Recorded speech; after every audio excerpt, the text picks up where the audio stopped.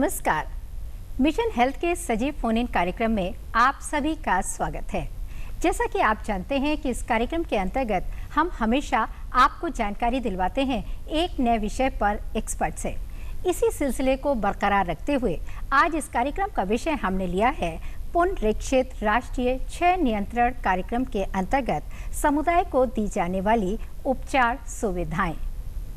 जी हाँ, यही विषय है हमारे आज के इस कार्यक्रम का और इस विषय पर विस्तार से जानकारी देने के लिए आज स्टूडियो में मौजूद हैं राष्ट्रीय स्वास्थ्य मिशन उत्तर प्रदेश के उप महाप्रबंधक राष्ट्रीय कार्यक्रम डॉक्टर निशांत गौरव भारद्वाज। डॉक्टर साहब, वेलकम टू आवर शो। साथ ही साथ हम आपको ये भी बताना चाहेंगे कि एपिसोड नंबर 56 के प्रश्न विजेता को भी हमने अपने इस कार्यक्रम में आमंत्रित किया है। आप हैं वसीम अहमद नगरामी साहब। आपका भी बहुत बहुत स्वागत है स्टूडियो में। हम आपको बताना चाहेंगे कि वसीम अहमद नगरामी के नाम से अखबारों में आर्टिकल्स वगैरह भी छपते हैं। अब हम आपको बताने जा रहे हैं कि टीबी यानी कि क्षय रोग हमारे देश में एक आम और गंभीर समस्या है, इसलिए टीबी पर काबू पाना बेहद ज़रूरी है। लेकिन अक्सर देखा जाता है कि टीबी के मामले में लोग लापरवाही भी करते हैं, जिसकी वजह से टीबी खतरनाक और जानलेवा साबित हो सकती है। इसलिए टीबी का सही समय पर सही इलाज कराने के लिए जानकारी और जागरूकता होना बेहद ज़रूरी है। तो बस हम आपसे कहना चाहेंगे, अगर आप भी कोई जानकारी लेना चाहते हैं, कोई सवाल है, कोई जिज्ञासा है, तो आप हमें फ़ोन भी कर सकते हैं। फ़ोन करने के लिए जल्दी से कागज़ और कलम उठाइए और नोट कीजिए फ़ोन नंबर्स।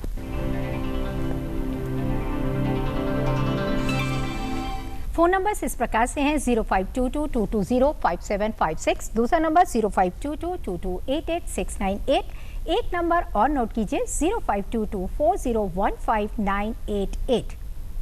फ़ोन आप ज़रूर करें, लेकिन फ़ोन करने से पहले अपने टीवी सेट की आवाज़ को थोड़ा सा कम कर दें और सवाल को संक्षिप्त रखें। तो बस हमें आपकी फ़ोन कॉल्स का इंतज़ार रहेगा। और जैसा कि आप जानते हैं कि कार्यक्रम के आखिर में चलते चलते में हम आपसे एक सवाल पूछते हैं। तो एपिसोड नंबर 56 में हमने आपसे एक सवाल पूछा था। हमारा सवाल था कि संस्थागत प्रसव कराने के लिए गर्भवती महिलाओं को कितनी आर्थिक सहायता दी जाती है जननी सुरक्षा योजना के अंतर्गत। इसका सही सवाल है कि जो ग्रामीण क्षेत्र की महिलाएं हैं उनको 1400 रुपये और शहरी क्षेत्र की महिलाओं को 1000 रुपये की आर्थिक सहायता प्रदान की जाती है। और इस सवाल का जो सही जवाब दिया था वो दिया था वसीम अहमद नगरामी साहब से। तो डॉक्टर साहब, हम चाहेंगे कि वसीम अहमद नगरामी साहब को आप अपने मुबारक हाथों से सम्मानित करें। बधाई हो भाई। वसीम अहमद साहब, हम आपको दूरदर्शन और मिशन हेल्थ की पूरी टीम की तरफ से एक बार फिर से मुबारकबाद पेश करते हैं। Thank you. और हम आपसे एक सवाल पूछना चाहते हैं। हमारा पहला सवाल आपसे ये है कि दूरदर्शन आप कब से जुड़े हुए हैं, कब से देख रहे हैं दूरदर्शन? दूरदर्शन तो हम बचपन से देख रहे हैं और हम ही नहीं देख रहे हैं, हमारे घर में सभी लोग देख रहे हैं जी। और कई धारावाहिक यहाँ से आए हैं, जैसे बीबी नातियों वाली लखनऊ का ही धारावाहिक है जिसको हम देखते रहे हैं। यानी कि मुझे ऐसा लग रहा है कि आप एक लंबे अरसे से जुड़े हुए हैं और ये हमारे लिए बहुत ही फख्र की बात है। साथ ही साथ मैं आपसे ये भी पूछना चाहूँगी कि ये जो मिशन हेल्थ है कार्यक्रम है जिसके ज़रिए से आपको यहाँ पे आमंत्रित किया गया है, आपको ये कार्यक्रम कैसा लगता है? ये प्रोग्राम तो बहुत ही अच्छा है। इस प्रोग्राम ने तो हमारे पूरे घर को बांध के रखा हुआ है।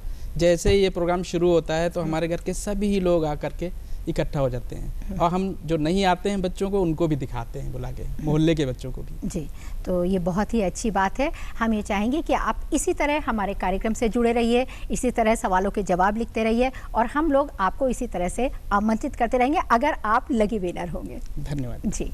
और अब हम शुरू करते हैं अपना आज का ये कार्यक्रम। डॉक्टर साहब, अगर देखा जाए तो टीबी सुनने में तो बहुत छोटा सा लगता है, लेकिन समस्या बड़ी और गंभीर है। तो सबसे पहले हम आपसे ये जानना चाहेंगे कि ये पुनरीक्षित राष्ट्रीय क्षय नियंत्रण कार्यक्रम क्या है, इसके बारे में ज़रा डिटेल में बता दीजिए हमारे व्यूअर्स को।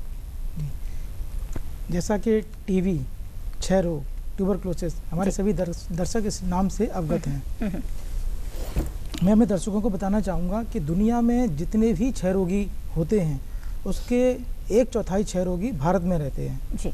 और भारत में भी जितने क्षय रोगी पाए जाते हैं उसके 20% क्षय रोगी हमारे उत्तर प्रदेश से आते हैं। ओहो।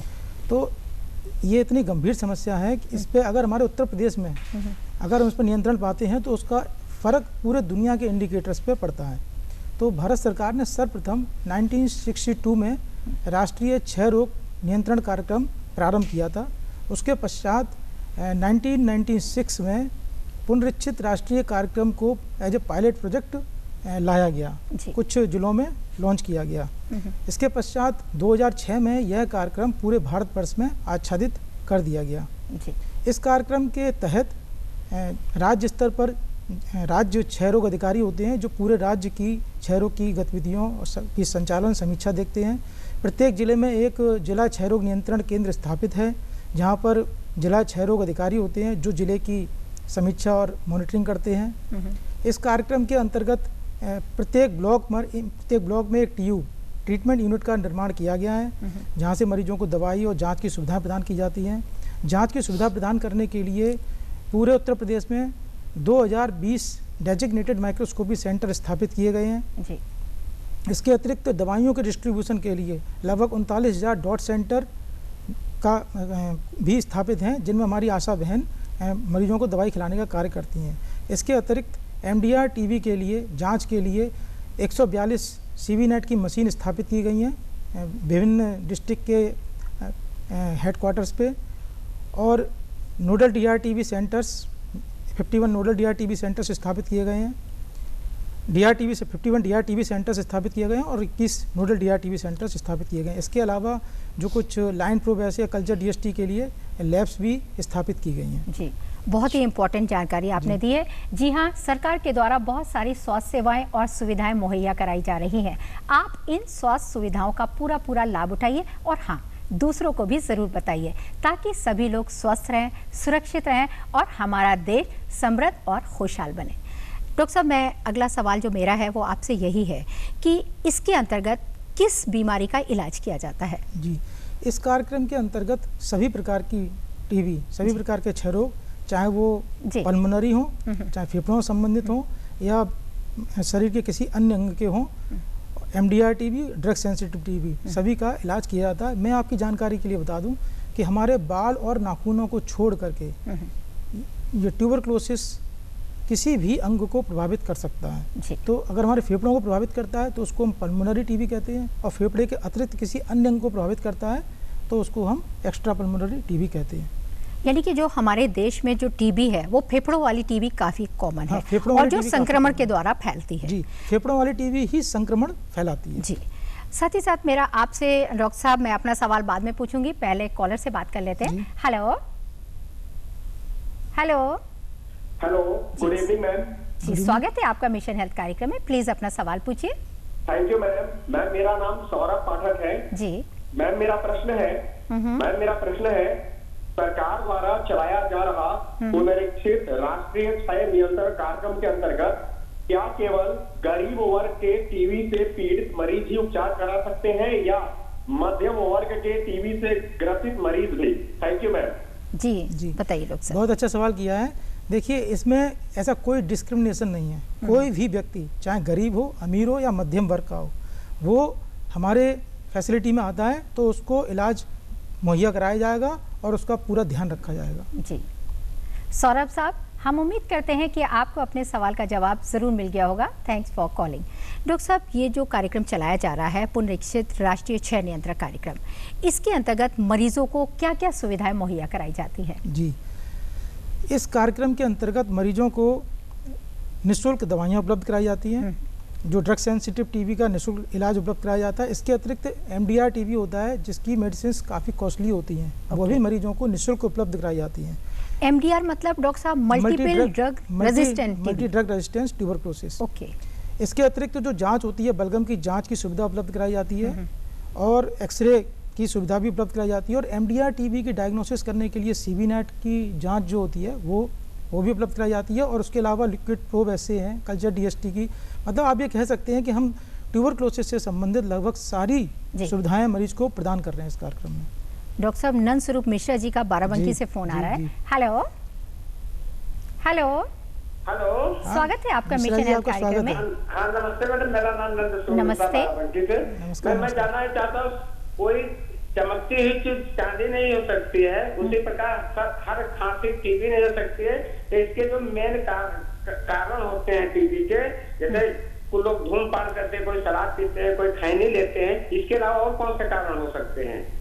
बताइए डॉक्टर साहब। देखिए, ट्यूबरक्लोसिस एक संक्रामक रोग है ना। ये जब माइकोबैक्टीरियम का इन्फेक्शन, एयरबोर्न डिजीज होती है, माइकोबैक्टीरिया हमारे एयरवे के रास्ते से अंदर जाता है, तब ये बीमारी उसको हो सकती है। इसके मुख्य लक्षण खांसी 15 दिन या 15 दिन से अधिक की खांसी, वेट लॉस होना, भूख का ना लगना, और सायंकाल को बुखार आना और स्वेटिंग होना, कमजोरी हो जाना, एपेटाइट का लॉस होना, ये सब इसके बीमारी के लक्षण हैं। और सीवियर कंडीशंस में व्यक्ति के खांसने में खून भी आने लगता है। तो ये सब इसके लक्षण हैं। जी हाँ, नंद स्वरूप मिश्रा जी, हम उम्मीद करते हैं कि आपको भी अपने सवाल का जवाब जरूर मिल गया होगा। बहुत बहुत शुक्रिया फ़ोन करने के लिए। डॉक्टर साहब, नंद स्वरूप मिश्रा जी का फ़ोन आ गया था, इसलिए मैं अपना सवाल नहीं पूछ पाई थी। अब मैं आपसे ये जानना चाहूँगी कि इसके अंतर्गत कैसे क्या क्या सुविधाएँ दी जाती हैं मरीजों को? ये जो कार्यक्रम चलाया जा रहा है पुनरीक्षित राष्ट्रीय क्षय नियंत्रण कार्यक्रम, तो क्या क्या सुविधाएं मुहैया कराई जाती हैं? इस कार्यक्रम के अंतर्गत मरीजों को सभी प्रकार की, चाहे जांच हो या दवाइयों से संबंधित, उनकी निःशुल्क जांच की सुविधा उपलब्ध कराई जाती है। और इसके अतिरिक्त उनको निःशुल्क दवाएं भी उपलब्ध कराई जाती हैं। और ये दवाएं हमारे जिला स्तर पर, ग्राम स्तर पर, PSC CSC स्तर पर सभी जगह उपलब्ध कराई जाती हैं। जी डॉक्टर साहब, यहाँ पे रुकते हैं एक छोटे से ब्रेक के लिए। जी हाँ, मिशन हेल्थ का ये सिलसिला यूं ही चलता रहेगा, बस एक छोटे से ब्रेक के बाद। कहीं जाइएगा नहीं, स्टे ट्यून। मिशन हेल्थ कार्यक्रम में आपका एक बार फिर से स्वागत है। आज इस कार्यक्रम में बात कर रहे हैं पुनरीक्षित राष्ट्रीय क्षय नियंत्रण कार्यक्रम के अंतर्गत समुदाय को दी जाने वाली उपचार सुविधाएं। और इस विषय पर विस्तार से जानकारी देने के लिए स्टूडियो में मौजूद हैं डॉक्टर गौरव भारद्वाज। डॉक्टर साहब, एक इम्पोर्टेंट सवाल मैं आपसे और पूछना चाहूँगी कि अगर जो गर्भवती, डॉक्टर साहब जयदेवी जी का फ़ोन आ रहा है, पहले हम उनसे बात कर लेते हैं। हेलो हेलो, अगर आप हमारी आवाज़ सुन पा रही हैं तो प्लीज़ अपना क्वेश्चन पूछिए। लगता है फ़ोन डिस्कनेक्ट हो गया है। मेरा सवाल ये है, अगर कोई गर्भवती महिला है और उसमें टीबी की दवाइयों का उसको प्रयोग करना है, तो वो क्या पूरी तरह से सेफ़ है? जी हाँ, मैं अपने दर्शकों को बताना चाहूँगा कि जैसे जो हमारी फर्स्ट लाइन ड्रग्स होती हैं, जी, जैसे जो ड्रग सेंसिटिव टीबी जिससे इलाज के लिए जो दवाइयाँ प्रयोग की जाती हैं, HRZD, आइसोनेक्स, रिफेम्सिन, एथेम्बुटोल, पाराजिनामाइड, ये दवाइयाँ गर्भ में पूरी तरह सेफ़ हैं। अगर किसी महिला को ट्रीटमेंट के दौरान गर्भ धारण हो गया है तो ट्रीटमेंट बंद करने की आवश्यकता नहीं है। जैसे मैं बताऊंगा मैम कि हमारे यहाँ पर जो इनफर्टिलिटी का, प्राइमरी इनफर्टिलिटी का टीबी बहुत बड़ा कॉज है। तो कई बार जो हमारी स्त्री रोग विशेषज्ञ डॉक्टर होती हैं तो वो इसमें टीबी का इलाज कराती हैं। तो यदि किसी महिला को इलाज के दौरान गर्भ धारण हो जाता है तो इन दवाइयों से डरने की आवश्यकता नहीं है। लेकिन हाँ, यदि आपका MDR का ट्रीटमेंट चल रहा है या MDR टीबी का ट्रीटमेंट चलना है, तो पहले तो मैं ये कहना चाहूँगा, ये अनुरोध करना चाहूँगा कि यदि MDR का ट्रीटमेंट चलना है तो गर्भ धारण ना करें। उसके लिए जो भी उपाय हैं, जो हार्मोनल उपाय हैं, उनको छोड़ करके आप कोई भी उपाय अपना सकते हैं। यदि किसी महिला को MDR टीबी का इलाज चलना है और उसकी प्रेगनेंसी 20 सप्ताह से कम है तो वो उसको अबॉर्ट कराने के बारे में सोच सकती है जी। क्योंकि ये दवाइयाँ जो बच्चे पर प्रतिकूल प्रभाव डालती हैं, इसलिए डॉक्टर्स का सजेशन है कि उसको अबॉर्ट करें। अगर कोई महिला अबॉर्ट नहीं भी कराना चाहती है तो उसके लिए फिर चिकित्सक के परामर्श के अनुसार दवाइयाँ कुछ परिवर्तित कर दी जाती हैं। चिकित्सक के परामर्श और चिकित्सक के क्लोज परामर्श में ये दवाइयों का सेवन करें। जयदेवी मिश्रा जी का फोन आ रहा है बाराबंकी से। हेलो हेलो, स्वागत है आपका मिशन हेल्थ कार्यक्रम में। प्लीज अपना क्वेश्चन पूछिए। मिश्रा बोल रहे हैं बाराबंकी। हमारा प्रश्न है, जैसे टीबी तो हो जाते, दवा करने से ठीक भी हो जाते, दोबारा होने के भी चांस होते हैं क्या?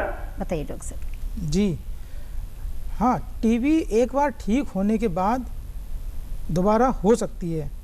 तो यदि ऐसा कोई व्यक्ति आपके संज्ञान में है जिसको एक बार टीबी हो गई थी और वो ठीक हो गई है, तो और दोबारा उसको टीबी हो रही है, तो उसको तत्काल हमारा जो निकटतम प्राथमिक स्वास्थ्य केंद्र है वहाँ पर ले जाकर के चिकित्सक से परामर्श अवश्य करें। मैं इसमें एक चीज़ जोड़ना चाहूँगा कि टीबी का जब भी इलाज प्रारंभ करें तो उसको बीच में कतई ना छोड़ें। कभी भी किसी अनऑथराइज्ड या अनरजिस्टर्ड डॉक्टर से, झोला छाप डॉक्टर से या केमिस्ट से दवाइयाँ ना लें, क्योंकि इनएडिक्वेट ट्रीटमेंट या फिर इनएडिक्वेट रेजिमन से भी टीबी की बीमारी ठीक नहीं होती है, एमडीआर भी बन सकती है और रिलैप्स भी हो सकता है। तो हमेशा अपने चिकित्सक से परामर्श करके ही टीबी का इलाज करें और उसके परामर्श के अनुसार ही जब वो कहें कि आप पूरी तरह स्वस्थ हैं तभी टीबी का इलाज बंद करें। बीच में टीबी का इलाज बंद करने की आवश्यकता बिल्कुल नहीं है। जयदेवी मिश्रा जी, फ़ोन करने के लिए बहुत बहुत शुक्रिया। डॉक्टर साहब, ये जो कार्यक्रम चलाया जा रहा है इसके अंतर्गत जो सुविधाएं दी जाती हैं, तो क्या वो डिस्ट्रिक्ट लेवल या ब्लॉक लेवल या गांव स्तर पर कैसे दी जाती हैं, ये जानना चाहेंगे हम आपसे। ये इस कार्यक्रम के अंतर्गत सुविधाएं डिस्ट्रिक्ट लेवल पर हमारी अर्बन हेल्थ, डिस्ट्रिक्ट में जो अर्बन हेल्थ पीएचसीज हैं उनमें भी दी जा रही है, जिला चिकित्सालय में भी दी जा रही है, और ब्लॉक पीएचसी हैं, सीएचसीज हैं, और हमारे जो भी सेंटर्स हैं सभी जगह इसकी सुविधाएं दी जा रही हैं। और इसके लिए 2020 डेजिग्नेटेड माइक्रोस्कोपी सेंटर स्थापित किए गए हैं जहां पर बलगम की जांच होती है, और 39,000 डॉट प्रोवाइडर भी चिन्हित किए गए हैं जो मरीजों को उनके घर के पास दवाइयों का सेवन कराने में सहयोग करते हैं। डॉक्टर साहब, बिहार से फ़ोन आ रहा है हमारे पास। हेलो हेलो हेलो, स्वागत है आपका मिशन हेल्थ कार्यक्रम में। प्लीज अपना नाम बताइए और सवाल पूछिए। जी मेरा नाम कुमारी माधुरी है। जी माधुरी जी, क्या जानना चाहती हैं आप? जी मैं आंगनबाड़ी की सेविका हूँ। बिल्कुल, पूछिए सवाल। तो एक मेरे क्षेत्र में टीबी का मरीज है, टीबी का इलाज चल रहा था। आप कहाँ? हम लखनऊ से हैं जी। बताइए आपका सवाल क्या है। हेलो माधुरी जी, डॉक्टर साहब गले में इनके घाव है, किसी कोई पेशेंट है जिसके गले में घाव है, तो उसी के बारे में जानना चाह रही है, क्या टीबी हो सकती है? बिल्कुल, देखिए मैंने बताया आपको कि हमारे नाखून और बालों को छोड़ करके टीबी किसी भी शरीर के किसी भी अंग को प्रभावित कर सकती है, गले की टीबी भी हो सकती है। तो घबराने की आवश्यकता बिल्कुल नहीं है, उसका डॉक्टर को दिखाएं, कुछ इन्वेस्टिगेशंस होते हैं उसके आधार पर उसका टीबी का इलाज चलेगा, बिल्कुल ठीक हो जाएंगे। यानी कि घबराने की कोई जरूरत नहीं है। जी हाँ, अगर समस्याएं हैं तो उसका समाधान भी है, घबराएं बिल्कुल नहीं, फौरन सरकारी अस्पताल में जाकर के डॉक्टरी सलाह जरूर लें। और अब वक्त हो गया है एक छोटे से ब्रेक का, कहीं जाइएगा नहीं, देखते रहिए हमारा कार्यक्रम मिशन हेल्थ। मिशन हेल्थ कार्यक्रम में आपका एक बार फिर से स्वागत है। डॉक्टर साहब, टीबी एक गंभीर समस्या है और ये संक्रमण के द्वारा फैलती है, जैसा कि आपने जिक्र किया। हम आपसे जानना चाहेंगे कि किस तरह की सावधानी रखी जाए ताकि टीबी ना फैले।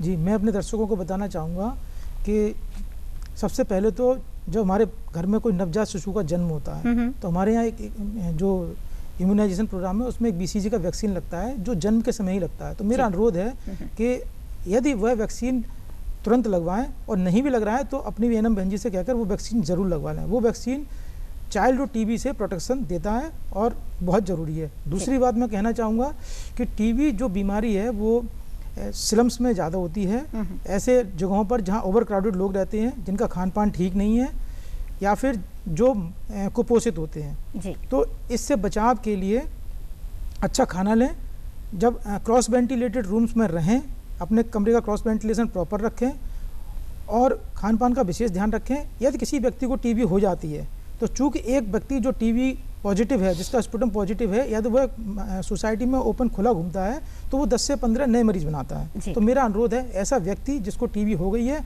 वह कम से कम मुंह पर कपड़ा रखे और इधर उधर ना थूके। यानी कि जानकारी और जागरूकता बहुत जरूरी है। जी हाँ, हमारे एक्सपर्ट का कहना है कि जानकारी की कमी है और जागरूकता की जरूरत है। सावधानी बरतें और टीबी जैसी गंभीर बीमारी से बचें। और शीघ्र से शीघ्र उसको इलाज पर रखा जाए, क्योंकि एक बार इलाज प्रारंभ होने पर अगर सही इलाज प्रारंभ होता है तो पेशेंट 48 घंटे के ट्रीटमेंट में ही उसके 90% बैक्टीरिया किल हो जाते हैं और कुछ समय बाद ही वो पेशेंट दूसरों के लिए नॉन इन्फेक्टिव हो जाता है।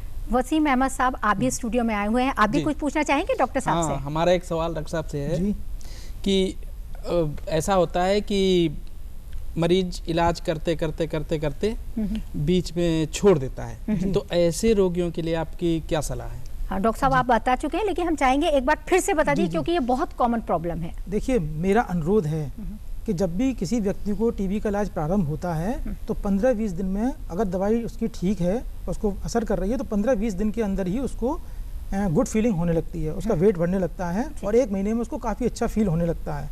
तो उसको ये ना समझे कि मैं ठीक हो रहा हूँ।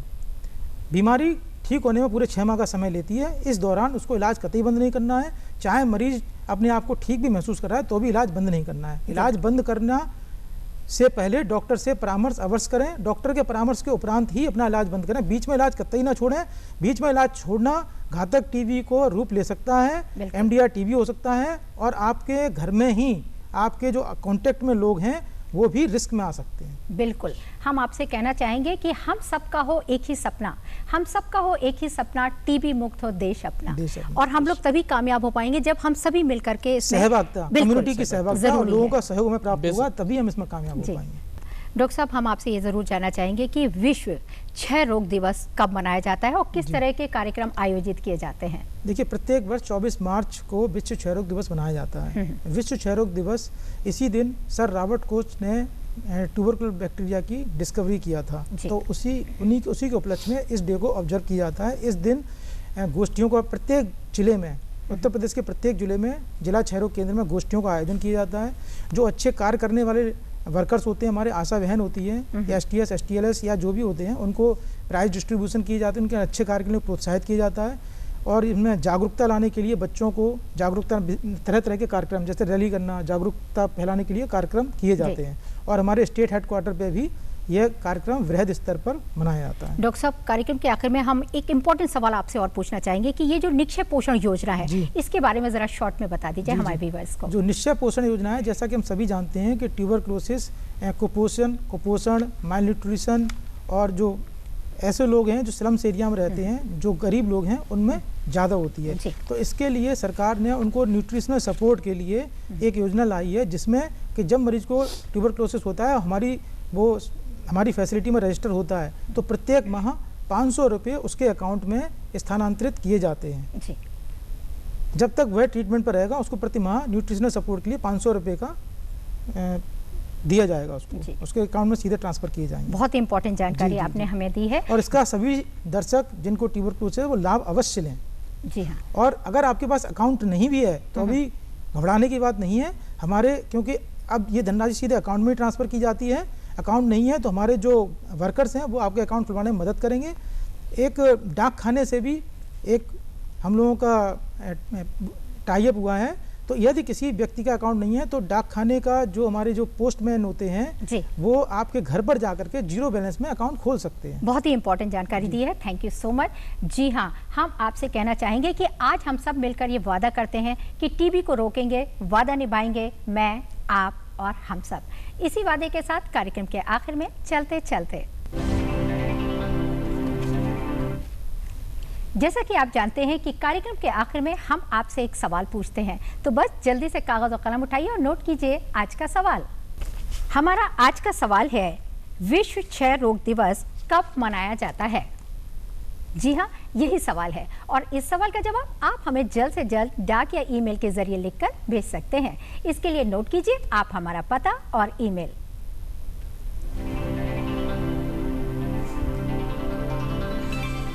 हमारा पता है प्रस्तुतकर्ता मिशन हेल्थ, कमरा नंबर 205, दूरदर्शन केंद्र, 24 अशोक मार्ग, लखनऊ 226001, और हमारा ईमेल आईडी है missionhealth.ddupLKO@gmail.com। आप हमें खत जरूर लिखें, हमें आपके खत का बेसब्री से इंतजार रहेगा। Please take care of your health. इसी के साथ डॉक्टर साहब, मैं आपका और वसीम अहमद साहब, मैं आपका भी तहे दिल से शुक्रिया अदा करती हूँ। आप स्टूडियो में आए, थैंक यू सो मच।